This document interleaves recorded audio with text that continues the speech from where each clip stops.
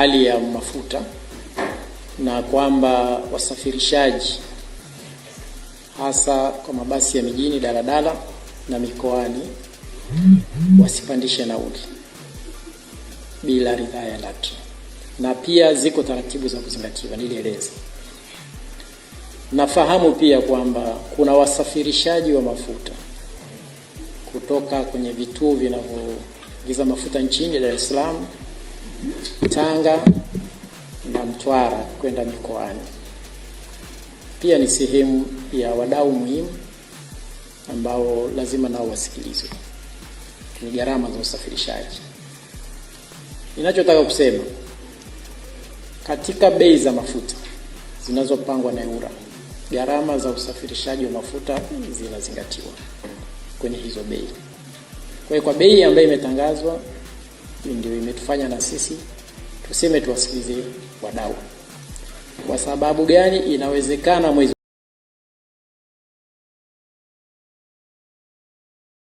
ujao bei hizi zikawa juu zaidi ya zilizotangazwa mwezi huu, kwa hali ya vita vinavyoendelea kati ya Marekani, Irani na Israeli. Hiyo ikiwa ni sababu kubwa. Ninachotaka kusema na Watanzania wafahamu, sisi tuna kikokotoo ambacho tulikitumia kupanga bei ya mafuta, bei ya nauli za mabasi ya kwenda mikoani na mijini. Kikokotoo chetu hakionyeshi kwamba mafuta kwa sasa hivi inaathiri kwa kiasi kikubwa nauli, ila inawezekana baada ya mwezi mmoja kama bei hizi zitatofautiana au zitapaa tena, itaathiri bei ambayo tulitumia wakati wa kupanga nauli.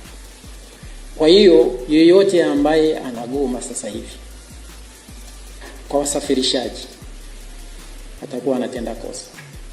Na mnafahamu kwamba msafirishaji kama mimi hajaridhika na maamuzi yangu kama mdhibiti, utaratibu ni kwenda kulalamika kuhusu maamuzi yangu kwenye baraza jopo la mapitio, review panel. Kwa mujibu wa sheria, review panel itaishauri bodi yangu kwamba hii ni sawa au si sawa. Asiporidhika na maamuzi ya jopo la mapitio, anatakia kwenda kwenye baraza la ushindani, Taifa Fair Competition Tribunal. Hii ni kwa mujibu wa sheria. Kule kwenye Fair Competition Tribunal kule tunakwenda kama ni kwenye apili, kwenye rufaa, ambapo mimi nitapeleka kikokotoni hicho kitumia kupanga bei ya nauli ya sasa hivi ya mabasi. Na nataka kuambia kikokotoo changu kitawashinda. Sasa ni muhimu tuelewane. Kuna wanaogoma na hakika sio wamiliki. Wanaogoma ni wale madereva na makondakta. Ni kwa sababu ya mfumo ambao tumejiwekea, wanatuletea hesabu. Mmiliki anasema mimi nataka hesabu yangu. Kwa hiyo mmiliki, mimi nitafungia leseni ya magari yako kama umeamua kufanya kwa biashara. Kwa sababu mimi hesabu zangu hazionyeshi kama wewe unapata hasara sasa hivi. Hesabu zangu zinaonyesha unaweza ukaendelea kuwepo kwenye soko na hata mwezi huu ukaisha. Na ndio maana tunataka tukae ili tuweze kuangalia hali inayokwenda kulia.